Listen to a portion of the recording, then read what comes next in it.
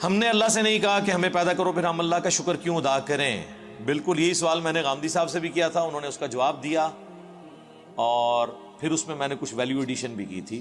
میری یوٹیوب کے پر آپ ویڈیو دیکھ لیں, اللہ نے مجھے میری مرضی کے بغیر کیوں پیدا کیا.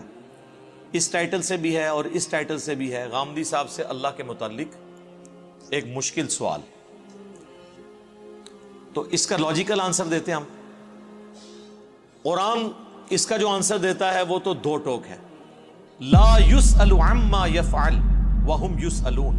اللہ کو کوئی پوچھ نہیں سکتا کہ اللہ نے یہ کام کیوں کیا, وہ ہر ایک کو پوچھ سکتے ہیں کیونکہ وہ کریٹر ہے. اللہ نے تو اس سوال کو بین کیا ہے.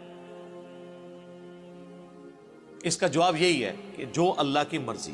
اچھا اب آ جائیں لاجیکلی, چونکہ پورے قرآن کا ایک مقدمہ ہے نا, اللہ کا شکر میں کیوں ادا کروں. اس لیے میرے بھائی, آج بھی اگر آپ کو کوئی یہ آفر کرے, پہلے تو چھوڑ دیں کہ تم اپنی 50-60 سال کی زندگی میں بس یہ ایک موٹی موٹی چیزوں کا خیال رکھ لو, روزانہ 5 وقت کی نماز ہے, رزق حلال اور حرام میں فرق کرنا ہے, شریعت کی چند ایک پابندیاں ہیں, سیکس ڈسپلن ہے جس میں ہمارا ہی فائدہ ہے کہ ہم کوڑ کوڑ کے زندگی نہ گزاریں, ایک ہارمونی کے ساتھ زندگی گزاریں.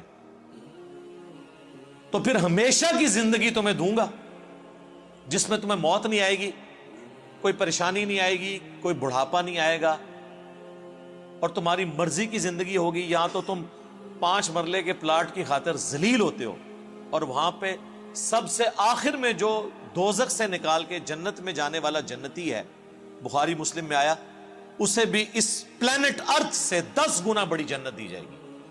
پلانٹ ارتھ جس کا صرف سرکمفرنس ہی 40,000 کلومیٹر ہے, یعنی آپ یہاں سے چلیں نا تو 40,000 کلومیٹر کے بعد آپ واپس یہاں پہنچتے ہیں.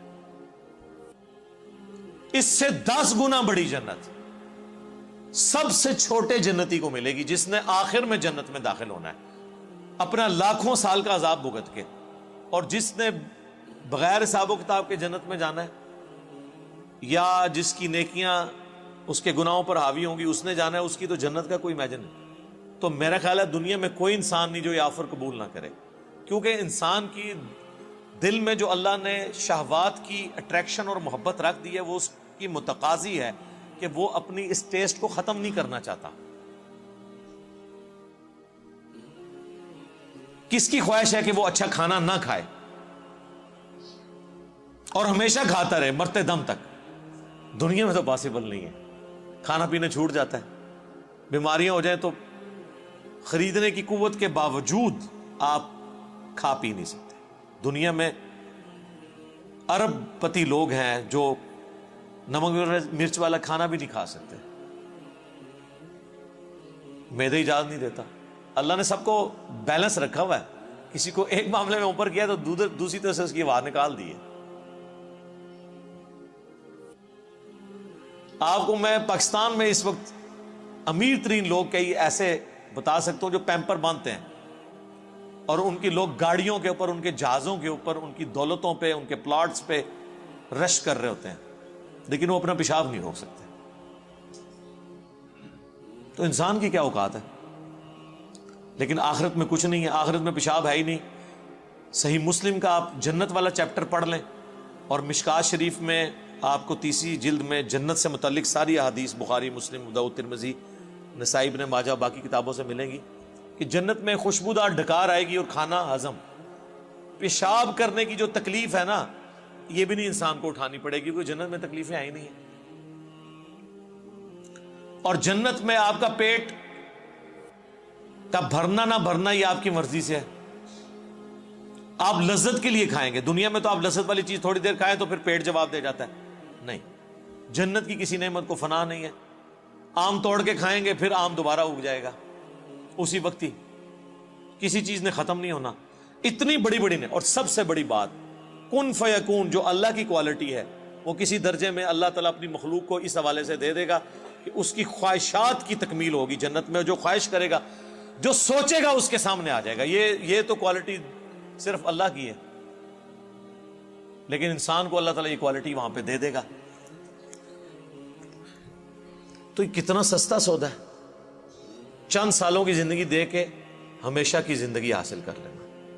نہ ختم ہونے والی.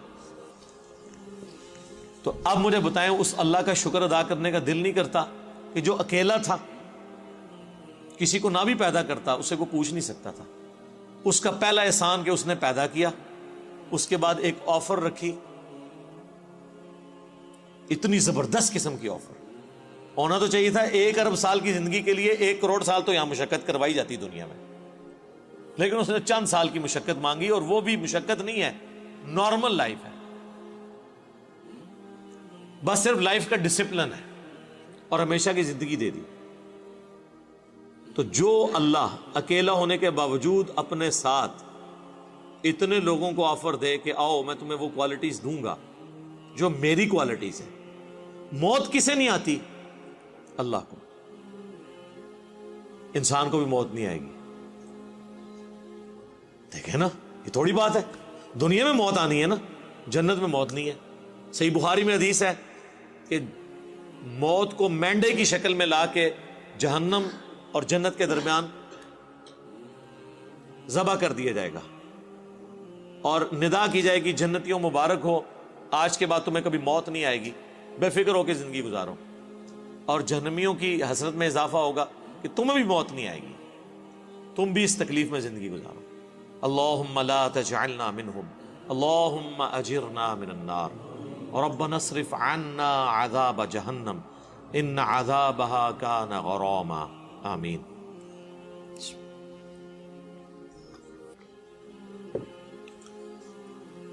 اللہ کی ذات کو جب آپ اس پہلو سے دیکھیں گے تو آپ کے اندر سے, آپ کے ایک ایک ریشے سے اس کے لیے شکر کے جذبات ابھریں گے.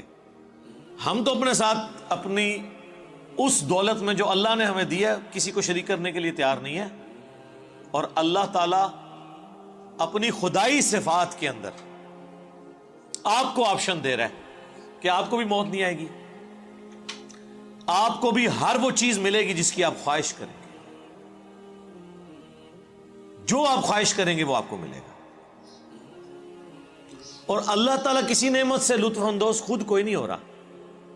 اللہ کھاتا ہے کیا؟ اللہ کی کوئی بیوی ہے؟ اللہ کے کوئی بچے ہیں؟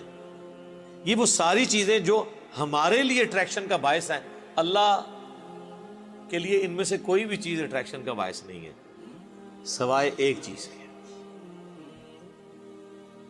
اور وہ چیز یہ ہے, حالانکہ اس معاملے میں بھی وہ غنی ہے, لیکن یہ اس کی خواہش ہے کہ بندے, انسان, مخلوقات, جن, فرشتے اس کا شکر کریں, اس کی عبادت کریں, ٹوٹل اوبیڈینس کریں.